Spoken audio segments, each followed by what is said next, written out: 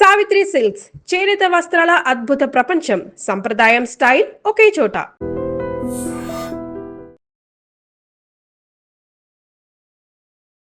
ఐడ్రీమ్ ప్రేక్షకులకు నమస్తే. నేను ఉదయశ్రీ. పరిచయం పరిణయం భారతీ సహాయ ఇదొక పరిచయ వేదిక అండి.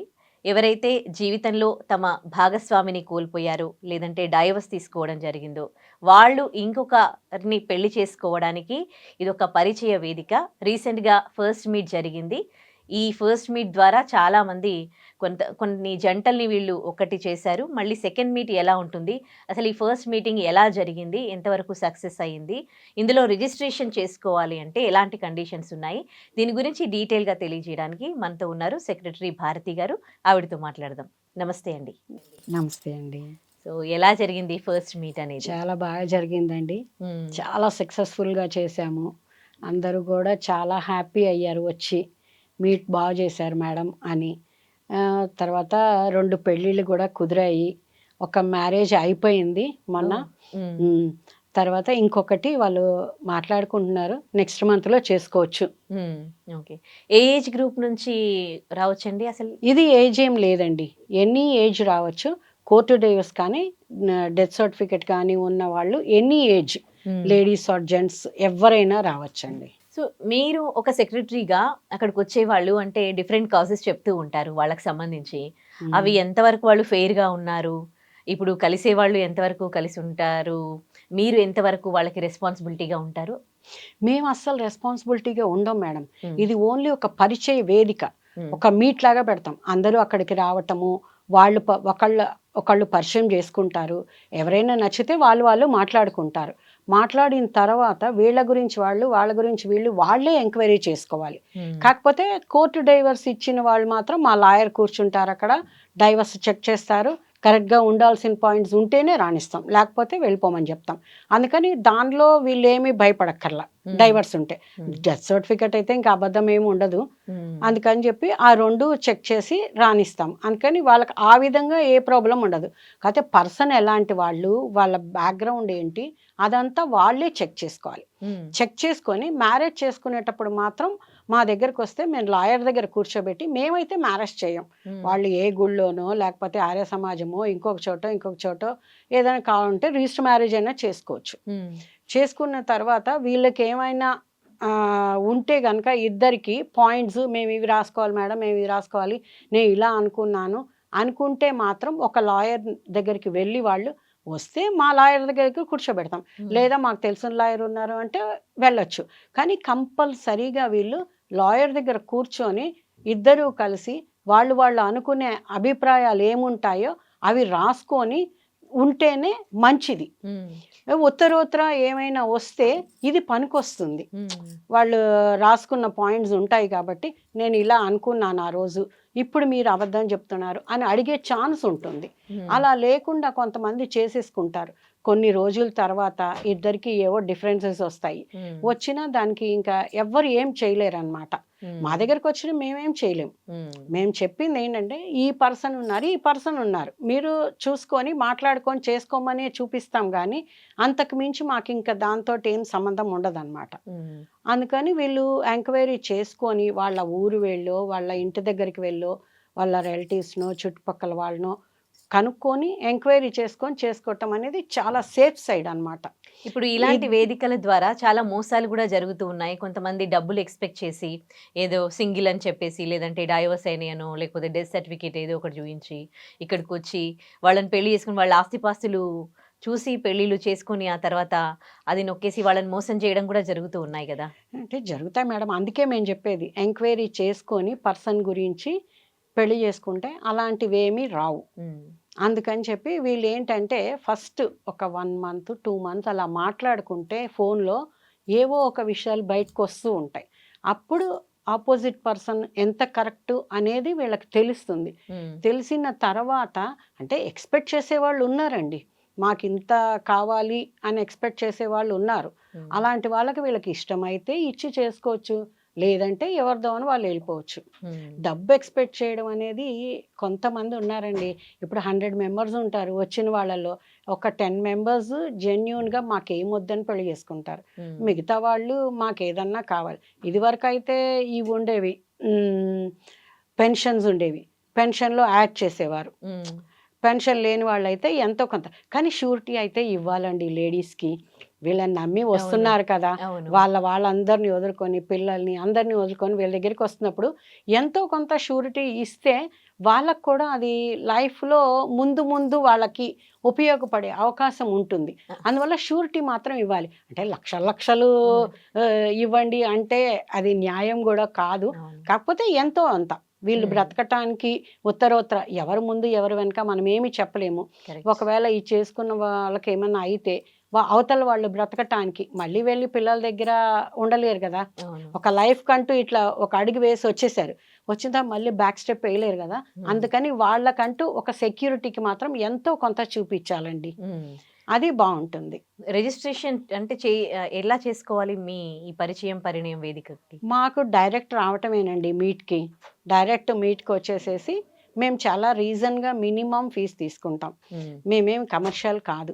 మేము హోటల్లో చేస్తాం కాబట్టి హోటల్కి కట్టాలి కాబట్టి దానికి సరిపడా తీసుకుంటాం అంతే. అంతకు మించి మేమేం ఎక్కువ పే చేయి మనము.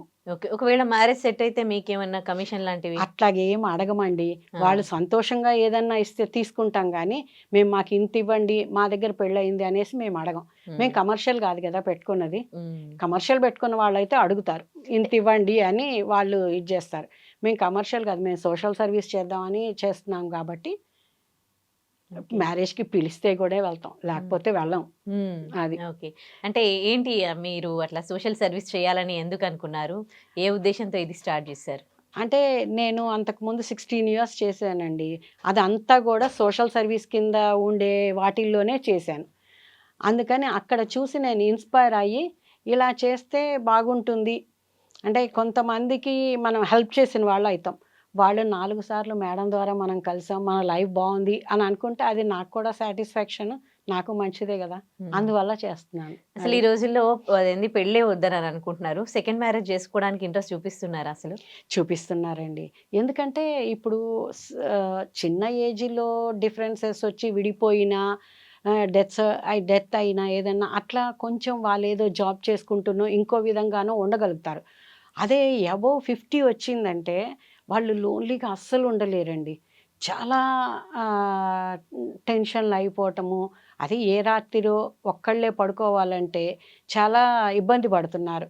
ఏ టైంలో అయినా షుగర్ తగ్గిపోవచ్చు, లేకపోతే బీపీ రావచ్చు. అప్పుడు ఒక పక్కన మనిషి ఉంటే ఇంకొకళ్ళని పిలిచి హాస్పిటల్ తీసుకెళ్ళటము, ఫోన్ చేసి డాక్టర్ని పిలవటము, లేకపోతే పక్క వాళ్ళని పిలిచి హెల్ప్ అడగటము, ఏదో కొంతైనా చేస్తారు.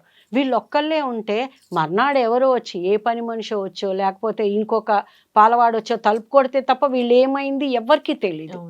అందువల్ల చాలామంది దానికోసం ఎక్కువగా ప్రిఫర్ చేస్తున్నారు. ఒక తోడు కావాలి. వాళ్ళు మాత్రం ఒంటరితనాన్ని ఫీల్ అవుతున్నారు కనుక తోడు ఎక్స్పెక్ట్ చేస్తున్నారు. కంపల్సరీ కావాలండి. ఇప్పుడు మా జెంట్స్ ఉంటారు, వాళ్ళు వెళ్ళి కిచెన్లో కాఫీ కలుపుకోలేరు. అదే పక్కన ఉంటే లేడీ కలిపి తీసుకొచ్చి ఇస్తే ఇద్దరు కూర్చొని హ్యాపీగా మాట్లాడుకుంటూ వాళ్ళు కాఫీ సిప్ చేయడం అట్లా చేస్తారు. వంట చేసుకోలేరు, వంట మనిషిని పెట్టుకుంటారు. వాళ్ళు ఎలా చేసినా వీళ్ళు తినాలి తప్పనిసరిగా. అలా కాకుండా ఒక వైఫ్ అనే ఇది ఉంటే అదే లేడీస్కి అనుకోండి, ఒక జెంట్ తోడు ఉండాలి. ఎప్పుడు లేడీస్ సింగిల్గా ఉంటే చాలా ప్రాబ్లమ్స్ ఫేస్ చేస్తున్నారండి. ఏ ఏజ్ అయినా చేస్తున్నారు. ఏ ఏజ్ అని కూడా చూడట్లేదండి, కామెంట్ చేసే వాళ్ళు చేస్తూనే ఉన్నారు. అలా కాకుండా ఒక తోడు ఉంటే వీళ్ళకి కూడా ఒక లైఫ్ ఉంటుంది. పిల్లలు ఎక్కడెక్కడో ఉంటున్నారు, వీళ్ళు ఒంటరిగా ఉండాలంటే చాలా బాధపడుతున్నారు. అందుకని ఒక తోడు ఉంటే ఇద్దరు హ్యాపీగా ఎంజాయ్ చేస్తూ లైఫ్ని టూర్స్ వెళ్ళొచ్చు, లేకపోతే కూర్చొని టీవీ చూడొచ్చు, సినిమాకి వెళ్ళొచ్చు, గుడికి వెళ్ళొచ్చు, పార్క్కి వెళ్ళొచ్చు, ఏ విధంగా అయినా ఎంజాయ్ చేయొచ్చు. నేను ఒక గ్రూప్ని చూసాను, అంటే వాళ్ళందరూ వైఫ్స్ ఉన్నారు, కానీ వాళ్ళు జెంట్స్ అంతా కలిసేసి ఒక కంపల్సరీ 15 daysకి ఒకసారి ఒక పార్క్కి అట్లా వెళ్ళి భలే ఎంజాయ్ చేస్తారు. వాళ్ళు సాంగ్స్ పెట్టుకొని డాన్స్ చేయడం అలాగా ఉండాలి. ఒక ఎవరైనా సరే వీళ్ళకి వాళ్ళు వాళ్ళకి వీళ్ళు తోడు ఉండాలి. అందుకోసమే మా దగ్గరికి రండి, పరిచయం చేసుకోండి, పరిణయం చేసుకోండి, హ్యాపీగా ఉండండి అని చెప్తున్నాం మేము. ఇప్పుడు మీరు ప్రెజెంట్ ఎంతో మంది పెళ్ళిళ్ళు చేస్తూ ఉన్నారు కదా, మేల్ అండ్ ఫీమేల్ కి రిక్వైర్మెంట్స్ ఎట్లా ఉంటున్నాయి? ఇప్పుడు రిక్వైర్మెంట్ అంటే ఇప్పుడు వచ్చిన ఆడవాళ్ళకి ఎంతో కొంత వీళ్ళు సెక్యూరిటీ చూపించి వాళ్ళ లైఫ్కి ఏదో ఒక మరి తోడుగా వచ్చినప్పుడు ఉండాలి కదండి ఎంతో కొంత. జెంట్స్ కూడా కొంతమంది ఇవ్వటానికి ఇష్టపడుతున్నారు, కొంతమంది ఇష్టపడట్లేదు. అది వాళ్ళ పర్సనల్ అనుకోండి, మనం ఏమీ చేయలేం దానికి. కాకపోతే వచ్చిన ఆడవాళ్ళకి ఎంతో కొంత సెక్యూరిటీ చూపిస్తే మంచిది, బాగుంటుంది.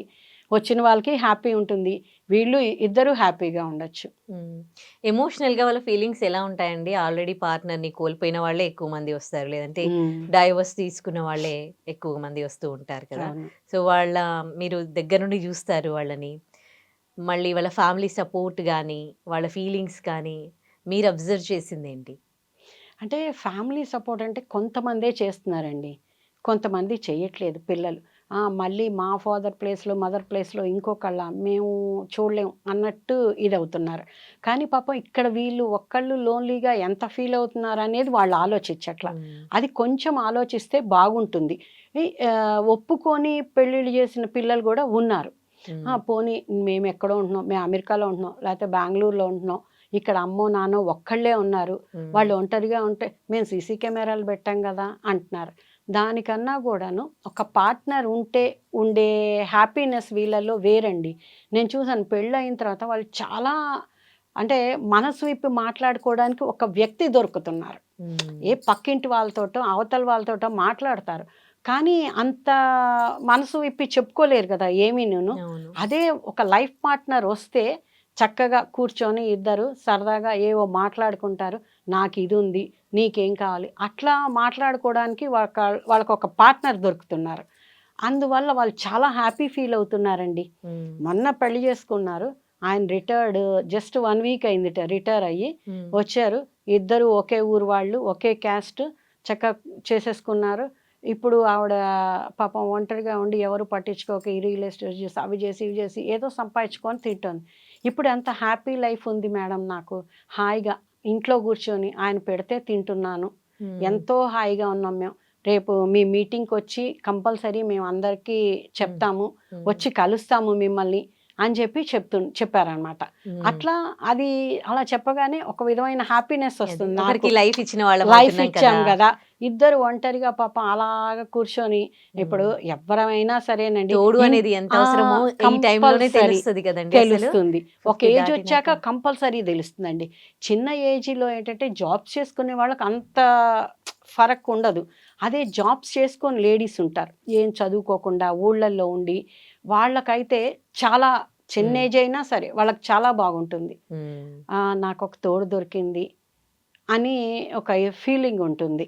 మన ఇండియన్ సొసైటీలో మళ్ళీ కూడా అంటే మెయిల్ పెళ్లి చేసుకుంటాం అంటే పిల్లలు ఉన్నా సరే తండ్రికి ఓకే, అంత సొసైటీ అంతా ఏమి ఇది చేయదు, డిఫైన్ చేయదు. అదే లేడీస్కి అయితే ఏంటి అవసరమా అన్నట్టుగా మాట్లాడతారు కదా. మరి ఇప్పుడు ముందుకు వస్తున్నారా, లేకపోతే ఇంకా ముందు లాంటి పరిస్థితులే ఉన్నాయా? లేదండి, లేదు, ఇదివరకు అట్లాగా లేదు. ఇదివరకు మరి మగవాళ్ళు ఇంత చిన్న చిన్న పిల్లల్ని కూడా పెళ్లి చేసుకునేవారు. ఇప్పుడు అలా కాదు, లేడీస్ బాగా అవేర్నెస్ పెరిగింది, బయటకు వస్తున్నారు, వాళ్ళు కూడా ఆలోచిస్తున్నారు మనకి ఒక తోడుంటే మంచిది, మనం పిల్లల్ని ఇబ్బంది పెట్టద్దు, వాళ్ళు ఎక్కడో ఉంటే మాకు ఇలా ఉంది అలా ఉంది అని నువ్వురా మమ్మల్ని చూడు అని వాళ్ళని ఫోర్స్ చేసి వాళ్ళని ఇబ్బంది పెట్టకుండా మనం ఒక తోడు చూసుకున్నామంటే మన లైఫ్ బాగుంటుంది అనేసి అనుకొని కంపల్సరీ లేడీస్ చాలా ముందుకు వస్తున్నారండి. బాగా అవేర్నెస్ పెరిగింది ఇప్పుడు. అంటే వాళ్ళకి చేసుకోవాలని ఉన్న ఎంతో మంది వాళ్ళ ఫ్యామిలీని సొసైటీని దృష్టిలో పెట్టుకుని ముందుకు రారు. వాళ్ళు వాళ్ళ ఫీలింగ్స్ ని ఓపెన్ గా షేర్ చేసుకోలేరు. కానీ ఒక ఏజ్ అయిపోతూ ఉంటే అప్పుడు వాళ్ళు బాధపడ్డా లాభం ఉండదు కనుక ఎంతో మంది ఇప్పుడు వ్యూవర్స్ ఈ ప్రోగ్రామ్ చూస్తూ ఉంటారు కదా. సో వాళ్ళ ఫ్యామిలీ మెంబర్స్, వాళ్ళ రిలేటివ్స్, లేకపోతే వాళ్ళ పిల్లలే కావచ్చు, వాళ్ళకి మీరు దగ్గర నుండి ఎంతో పెద్దవాళ్ళని చూశారు, ఎన్నో మంది జంటల్ని కలిపారు. సో మీరు వాళ్ళకి ఏం చెప్పదలుచుకున్నారు? ఇప్పుడు పిల్లలు ఒక స్టెప్ ముందుకేయటం మంచిదండి పేరెంట్స్ గురించి, అలాగని వదిలేసేయమంటలేదు. వాళ్ళు కూడా అవతల పర్సన్ని చూసి, లేడీస్ కానీ జెంట్స్ కానీ చూసి, ఓ మా అమ్మకి ఈయన సూట్ అవుతారు, లేకపోతే మా ఫాదర్కి ఈవిడ సూట్ అవుతారు అని వాళ్ళు కూడా వీళ్ళకి కొద్దిగా హెల్ప్ చేస్తే వాళ్ళకి ఇంకా బలం ఎక్కువైతుందండి. సింగిల్గా వచ్చి చేసుకునే దానికన్నాను ఇప్పుడు ఆడవాళ్ళు ఉంటారు, సింగిల్గా వచ్చి చేసుకుంటే ఏమో అవతల పర్సన్కి మంచి వాళ్ళైతే ఓకే, లేకపోతే కొంచెం లోకుగా కూడా ఉండొచ్చు. అదే కనుక వాళ్ళ పిల్లలు సపోర్ట్ చేస్తే యువతల వాళ్ళకు కూడా ఎంతో భయం ఉంటుంది. ఓ వీళ్ళ పిల్లలు వచ్చి చేశారు, అందుకని మనం కొంచెం జాగ్రత్తగానే ఉండాలి, ఈ పర్సన్ని జాగ్రత్తగా చూసుకోవాలి అనే ఇది కూడా ఉంటుంది. మంచిగా చూసుకునే వాళ్ళు చూసుకుంటారు, అది సమస్య ఏం లేదు దాంట్లో. అట్లా ఏదైనా పిల్లలు కూడా ఒక స్టెప్ ముందుకేయటం మంచిది. లేడీస్ కూడా భయపడకుండా రండి ముందుకి, వచ్చి రాగానే చేసుకోవాల్సిన అవసరం ఏం లేదండి. మీరు రండి, చూడండి, ఆ పర్సన్ నచ్చితే ముందుకెళ్ళండి, లేదా వెళ్ళిపోవచ్చు. మీటింగ్లో ఎవ్వరు ఫోర్స్ చేయమండి మేము, వీళ్ళని చూసుకోండి వీళ్ళని చేసుకోండి అని అస్సలు ఫోర్స్ చేయం. మీటింగ్కి రండి, పరిచయాలు చేసుకోండి, చూడండి, ఎవరి పర్సన్ నచ్చితే వాళ్ళతో కూర్చోండి, అక్కడే కూర్చొని మాట్లాడుకొని ఆ తర్వాత ముందుకెళ్ళాలి అనుకుంటే ఫోన్ నెంబర్స్ ఎక్స్చేంజ్ చేసుకొని మీరు ముందుకు మాట్లాడుకొని ముందుకెళ్ళండి. లేడీస్ని తొందరపడి ఫోన్ నెంబర్ ఇవ్వద్దనే చెప్తానండి నేనైతే. మీరు ఇవ్వకండి. మీ త్రూ జరుగుతుందా లేకపోతే మాత్రం ఏం లేదండి. ఆ రోజు మీటింగ్ అవుతుంది కదా, ఫస్ట్ సెక్షన్ అంతా పరిచయాలు చేస్తాం, తర్వాత లంచ్ ఉంటుంది, లంచ్ అయిన తర్వాత వాళ్ళని కూర్చోబెడతాం. ఎవరైనా మేడం నాకు వీడు నచ్చారు లేకపోతే ఈయన నచ్చారు, సరే రండి అక్కడ కూర్చోండి, వాళ్ళకి ఒక అరేంజ్ చేస్తాం, అక్కడ కూర్చుంటారు, ఇద్దరు మాట్లాడుకుంటారు. మాట్లాడినప్పుడు ఈవిడికి ఉండే అభిప్రాయాలు ఈవిడ చెప్తారు, ఆయనకు ఉండే అభిప్రాయాలు ఆయన చెప్తారు. అది ఇద్దరికి నచ్చితే ముందుకెళ్తారు, లేదంటే నో అనేసుకుంటారు, వచ్చేస్తారు. అలా ఓకే అనుకున్నా కూడా లేడీస్ మీరు నెంబర్ ఇవ్వకండి, జెంట్స్ దగ్గర తీసుకోండి, ఇంటికెళ్ళి ఆలోచించుకోండి. మీ పిల్లలతో ఆలోచిస్తారో లేకపోతే మీ పేరెంట్స్ ఉంటే పేరెంట్స్తో ఆలోచిస్తారో, అట్లా ఆలోచించుకున్న తర్వాత ఆయనకి కాల్ చేయండి, కాల్ చేసి మాట్లాడండి, అప్పుడు ముందుకెళ్ళండి. అంతేగాని ముందుగా అయితే నెంబర్ ఇచ్చేయకండి అని చెప్తాం. అందరూ మంచి వాళ్ళు ఉండరు కదండి, వీళ్ళని కాదు వాళ్ళని కాదు, లేడీస్ అనం జెంట్స్ అనం, అందరూ మంచిగా ఉంటారని ఎప్పుడు చెప్పలేము. సక్సెస్ రేట్ ఎట్లా ఉందండి? అంటే ఇప్పుడు ఒక ఫస్ట్ మ్యారేజ్ చేసుకున్నవే ఎన్నో ఫెయిల్యూర్ అవుతున్నాయి, ఒక పట్టుమని 10 నెలలు కూడా కలిసి ఉండట్లేదు, ఎంతో గ్రాండ్గా పెళ్ళిళ్ళు చేసుకుంటున్నారు, వాళ్ళవే డైవర్స్ అవుతూ ఉన్నాయి. ఆల్రెడీ వీళ్ళు లైఫ్లో చాలా కష్టాలు పడి ఉంటారు, డైవర్స్ కేసు అన్నా కానీ అది కూడా బాధలే, పార్ట్నర్ చనిపోయినా బాధలే. మరి వీళ్ళు అంత కష్టపడి అన్ని స్ట్రగుల్స్ ఫేస్ చేసి తర్వాత మంచి లైఫ్ లీడ్ చేద్దాం అనుకుని ఇంకో పెళ్లి చేసుకున్నాక మళ్ళీ ఇక్కడ కూడా ఫెయిల్యూర్ చూస్తే వాళ్ళు తట్టుకోలేరు. సో ఇందులో కూడా సక్సెస్ ఫెయిల్యూర్స్ అనేటివి ఉంటాయి కదా? ఉంటాయండి. ఎందుకంటే మీరు 10 days అంటున్నారు, ఫస్ట్ డే మ్యారేజ్ అయ్యి ఇంటికి సత్యనావతానికి వచ్చినప్పుడే అత్తగారికి ఏదో కోపం వచ్చిందట, వెంటనే ఆవిడ గోడకేసి కొబ్బరికాయలు పగలగొట్టేసి వెళ్ళిపోదాం పదా అని కొడుకుని తీసుకొని వెళ్ళిపోయిందట. ఇంకా మరి లైఫ్ ఏం చెప్తామండి, ఎక్కడ గ్యారంటీ ఉంది చెప్పండి, ఎక్కడా లేదు. అందుకని కాకపోతే ఈ సెకండ్ మ్యారేజ్లో కొంత అండర్స్టాండింగ్స్ ఉంటాయండి, ముందు లైఫ్లో అనుభవించినవి ఉంటాయి కదా, దాని నుంచి వీళ్ళు అధిగమించి కొంచెం ముందుగా ఆలోచిస్తారు, మనం ఇలా చేస్తే బాగుంటుంది, ఇలా ఉంటే బాగుంటుంది అని. అందుకే మేము మాట్లాడుకోమంటాం, మాట్లాడుకున్నప్పుడు నా విషయాలు ఇవి, నీకు నచ్చితే చేసుకో, లేదంటే వద్దు అని చెప్పి ముందే మాట్లాడుకోమని చెప్తాం. అందుకని వీళ్ళు మాట్లాడుకునేటప్పుడే కొన్ని విషయాలు మాట్లాడుకుంటారు. దానివల్ల ఈ సెకండ్ మ్యారేజ్లో అంత ఫెయిల్యూర్ రేట్ ఉండదు, సక్సెస్ రేటే ఎక్కువ ఉంటుంది, చాలా తక్కువ, ఒక 10% ఉంటుందేమో. అది కూడా అర్థం చేసుకోకుండా ఎలా పడితే అలాగా, ఒక లాయర్ లేకుండా పెద్దవాళ్ళు లేకుండా చేసుకున్న వాళ్ళు ఉన్నారండి. ఒకళ్ళు మా దగ్గరే చూశారు, చేసుకున్నారు, మాకు చెప్తే మేమేమైనా డబ్బులు అడుగుతాం అనుకొని చెప్పకుండా చేసేసుకున్నారు. మేమేం డబ్బులు అడగమని ముందే చెప్తున్నాం, మేము కమర్షియల్ కాదు కదండి అని. కానీ ఆవిడ కూడా అంత మంచి జాబ్లో ఉన్న పర్సన్ ఎలా చేసుకుందో నాకు అర్థం కాలేదు. ఇంట్లో దేవుడి ఫోటో ముందు తాళి కట్టించేసుకుందిట, ఉన్నారు. ఆయన వేరే ఊరు, అప్పుడప్పుడు వస్తున్నారు వెళ్తున్నారు, ఈవిడ వెళ్తున్నారు వస్తున్నారు, బాగానే ఉంది.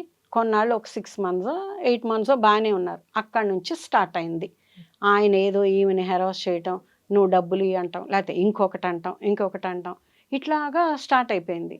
ఈవిడికి చిరాకు వచ్చేసింది, నాకు వద్దు అని బయటకు వచ్చేసారు. నేను మామూలుగా ఏంటి మేడం ఎలాగున్నారు అని కాల్ చేస్తే ఇట్లా ఉంది మేడం పరిస్థితి, నేను బయటకు వచ్చేసాను, నాకు ఇంకొకటి చూడండి అన్నారు. నేను చూడను, మీరు ఆయన దగ్గర నుంచి డైవర్స్ తీసుకొని రండి మన మీటింగ్కి, అప్పుడు ఆలోచిద్దాం. అంతేగాని మీరు కొన్నాళ్ళు ఏదో ఇంట్లో తాళి కట్టించుకున్నాను అందుకని ఏముంది మేడం ప్రూఫ్ అంటే, మీకు ప్రూఫ్ ఉందా లేదా నాకు అనవసరం, నాకు కావాల్సింది మీకు అయ్యింది మ్యారేజ్, మీరు కోర్ట్ డైవర్స్ తీసుకొని రండి, అప్పుడే నేను రానిస్తాను. కానీ మీరు చాలా పిచ్చి పొరపాటు చేశారు, చాలా తప్పు అది, మేము చెప్తూనే ఉన్నాం. చక్కగా కూర్చోండి, లాయర్ దగ్గర మాట్లాడు అంటే, ఆయన చేసుకున్న ఆయనే లాయర్ అవ్వచ్చు కాక, ఆయన లాయర్ అయినా నువ్వు ఇంకొక లాయర్ దగ్గర కూర్చున్నప్పుడు పాయింట్స్ చెప్పి రాయించుకొని ఆ రోజే నువ్వు బయట చేసుకొని ఉండుంటే పెళ్ళి ఇంత ప్రాబ్లం వచ్చేది కాదు కదా. ఇప్పుడు ఈరోజు అనుకున్నా ఏమీ ఉండదు, చాలా బాధపడిపోతుంది. ఏం చేస్తారు బాధపడి? అనవసరమైన స్టెప్ వేసేసారు. మేము చెప్తూనే ఉన్నాం, ఇంత చెప్తున్నా కూడా మీరు వినకుండా స్టెప్ వేసినప్పుడు ఏం చేయలేము మేము దానికి. మీరే ఏమన్నా మారి ఆయన్ని మార్చుకొని ఉంటే బెస్ట్, లేదా డైవర్స్ తీసుకొని అప్పుడు మీరు వేరే ట్రై చేసుకోండి అంతే. ఈసారైనా జాగ్రత్త పడి ట్రై చేసుకోండి అని చెప్పాను. ఇలాంటివి కూడా జరుగుతాయండి. ఎందుకనే మేము చాలా, మీరు చేసుకునేటప్పుడు ఎంతో కేర్ తీసుకొని చేసుకోండి. ఎట్లా పడితే అట్లా గుళ్ళో చేసేసుకున్నాం వెళ్ళిపోయాము, ఇంకొకళ్ళు అలాగనే ఏం లేకుండా గుళ్ళో ధ్వజస్తంభం దగ్గర తాళ్ళు కట్టించుకొని వెళ్ళిపోయింది ఆవిడ. కాకపోతే వాళ్ళు కలిసే ఉన్నారు, మా ఇద్దరు గొడవ పడుతుంటారు, కలిసిపోతూ ఉంటారు. ఫోన్ చేసి మేడం చిన్న చిన్న గొడవలు వస్తున్నాయి అయినా బాగానే ఉన్నాం అని చెప్తుంది ఆవిడ. ఆయన కూడా మొన్న ఫోన్ చేసి బాగానే ఉన్నాం మేడం అని. అలా ఉండే వాళ్ళు కూడా ఉంటారు. అందుకని అవతల వ్యక్తిని బట్టి, వీళ్ళని బట్టి, వీళ్ళిద్దరు అండర్స్టాండింగ్స్ బట్టి ఉంటుంది. ఏదైనా వీళ్ళు నిలబట్టమా విడిపోవడమా అనేది వాళ్ళ చేతుల్లోనే ఉంది. ఇప్పుడు నెక్స్ట్ మీట్ ఎట్లా ఉంది? రిజిస్ట్రేషన్ చేసుకోవాలంటే ఎలా చేసుకోవచ్చు మేడం? ముందుగా రిజిస్ట్రేషన్ చేసుకోవచ్చు, అమౌంట్ పే చేసేసి ముందుగాను రిజిస్టర్ చేసుకోవచ్చు, లేదంటే అక్కడికి వచ్చైనా పే చేసి రావచ్చు. అంటే ఎప్పుడు ఉంది నెక్స్ట్ మీట్ అని? April 5th ఉందండి. April 5th okay. సో నన్ను కాంటాక్ట్ చేయాలంటే 8856022170 ఈ నెంబర్కి కాంటాక్ట్ చేసి మార్నింగ్ 8 to ఈవినింగ్ 8 వరకు నేను అవైలబుల్ ఉంటాను. ఒకవేళ ఒక 5 minutes అటు ఇటు ఫోన్ తీపోయినా ఏదన్నా ఉంటే వచ్చి మళ్ళీ నేనే కాల్ బ్యాక్ చేస్తాను. అడిగి వాళ్ళ వివరాలు, కోర్టు డైవర్స్ ఉంటేనే రండి అని నిర్మోహమాటంగా చెప్పేస్తానండి. ఎందుకంటే అక్కడ వచ్చి వాళ్ళు లాయర్ చూసి వద్దు మేడం అంటే వాళ్ళు వెళ్ళిపోవాలంటే వాళ్ళు బాధపడతారు. కొంతమంది మంచిగా వెళ్ళిపోతారు, కొంతమంది గొడవ చేస్తారు. ఏం మేడం డైవర్స్ ఉంటే రమ్మన్నారు కదా, నేను వచ్చాను, డైవర్స్ ఉంది కదా ఎందుకు రానివ్వరు అంటారు. దాంట్లో అంటే కొంతమంది ఏంటంటే మ్యూచువల్గా ఊళ్ళల్లో ఉంటారు కదా, పెద్ద మనుషులతో రాయించేసుకుంటారు, ఎందుకు రాకూడదు అంటారు. అట్లా మేము ఒప్పుకోం. ఎందుకంటే వాళ్ళు నిజంగా ఇప్పుడు ఒకళ్ళకి అలాగనే జరిగింది. ఆయన మ్యారేజ్ చేసేసుకున్న తర్వాత పెద్ద భార్య వచ్చింది, వచ్చి నేనేం రాయలేదు మేడం, ఆయనే రాసేసుకొని సంతకం పెట్టేసుకున్నాడు, దొంగ సంతకం, అందువల్ల నేను ఒప్పుకోని పెళ్ళికి అంది. అది మీ ఇద్దరు మాట్లాడుకోండి అమ్మా, బయట లాయర్ దగ్గరికి వెళ్ళండి, కూర్చోండి, చూసుకోండి, అంతేగాని మా దగ్గరికి వచ్చి మాకు ఇక్కడ గొడవ చేయొద్దు అని చెప్పాను. ఇంకొకళ్ళు అలాగనే అయ్యింది. వాళ్ళు ఏంటంటే ఆవిడ 3rd వైఫ్ 4th వైఫ్ ఓట. ఆవిడ ఫోన్ చేసి మేడం అప్పుడెప్పుడో మీటింగ్కి వచ్చారండి, వచ్చి ఇప్పుడు మళ్ళీ వేరే పెళ్లి చేసుకొని ఎక్కడో సీక్రెట్గా ఉన్నాడండి అని చెప్పా. అమ్మ నువ్వే 4వ భార్యవి, అంటే నీకు పైన 3 ఉన్నారు కదా, మరి వాళ్ళు నీ మీద గొడవ రావచ్చు కదా. వాళ్ళు రాలేదంటే మంచి వాళ్ళు కాబట్టి రాలేదు, మరి నువ్వెలా చేసుకున్నావు? వాళ్ళ దగ్గర నుంచి డైవర్స్ తీసుకున్నారా లేకపోతే ఏమైంది తెలుసుకోకుండా? అలాగే ఆవిడ చేసుకుంది, ఎప్పుడో బయటకు వస్తారు కదా, లేదా వెళ్ళి పోలీస్ కంప్లైంట్. అంతేగాని మా దగ్గరకు వస్తే మేమేమీ చేయలేం కదా, మేము పర్సన్ని చూపిస్తున్నాం, మీరు ఎంక్వైరీ చేసుకోండి, ఎంక్వైరీ చేసుకుందే చేసుకోవద్దు అని చెప్తున్నాం. ఇంత బాగా చెప్తుంటే కూడా మీరు వెళ్ళిపోయి మీ ఇష్టమైనట్టు చేసేసుకొని తర్వాత వచ్చి అడిగితే మేమేమీ చేయలేము. మేము ఓన్లీ పరిచయం చేస్తాం అంతే, అంతకు మించి మాకు ఏ రెస్పాన్సిబిలిటీ లేదు. మేము పెళ్లి కూడా చేయమండి. వాళ్ళు ఎక్కడైనా పెళ్లి చేసుకొని పిలిస్తే వెళ్తాం, లేదా లేదు. నేనైతే పక్కగా చెప్తానండి, మా సంస్థ నుంచి మీరు పెళ్లి చేసుకునేటప్పుడు కంపల్సరీ లాయర్ దగ్గర కూర్చోండి, మీరు అన్నీ కరెక్ట్గా పాయింట్స్ లాయర్ గారిని అడిగి ఇలా చేసుకుంటే ఎలా ఉంటుంది, లేకపోతే అది వేరే ఇంకేమైనా పాయింట్స్ ఉంటే చెప్పండి సార్ అని చెప్పి అవన్నీ మీరు కరెక్ట్గా పేపర్ మీద రాసుకొని ఆ తర్వాతే పెళ్లి చేసుకోండి అని చెప్పి చెప్తాను నేను. వాళ్ళు వినకపోతే ఏం చేయలేము. మనది ఏమి రెస్పాన్సిబిలిటీ లేదండి. అవును. అంటే మీరు ఒక మంచి ఉద్దేశంతో ఒంటరిగా ఫీల్ అవ్వకుండా వాళ్ళు అవును. జంటగా లైఫ్ ఉండాలని మీరు కోరుకొని ఒక మంచి సదుద్దేశంతో మీరు ఈ కార్యక్రమాన్ని స్టార్ట్ చేశారు. అవును. సో మీరు చెప్పినట్టు విని వాళ్ళు ముందుకు వెళ్తే బానే ఉంటుంది. లైఫ్ బాగుంటుందండి. లేనిపోనివి చేసుకుంటే క్రిటికల్ గా మళ్ళా ఇబ్బంది పడతారు. అలా లేకుండా చక్కగా అన్ని చూసుకొని చేసుకున్నారంటే లైఫ్ లో ముందుకి హ్యాపీగా వెళ్తారు. రైట్. ఏదేమైనా ఒక మంచి కార్యక్రమం చేస్తూ ఉన్నారు, పరిచయం పరిణయం భారతీ సహాయ వేదిక ద్వారా. సో అవునండి. ఇలాంటి కార్యక్రమాలు ఇంకా ఎన్నో ఎన్నో చేయాలని కోరుకుంటూ థ్యాంక్ యూ సో మచ్ అండి మాకు నమస్తే దీని గురించి అండి. తెలియజేసినందుకు. వెల్కమ్ అండి.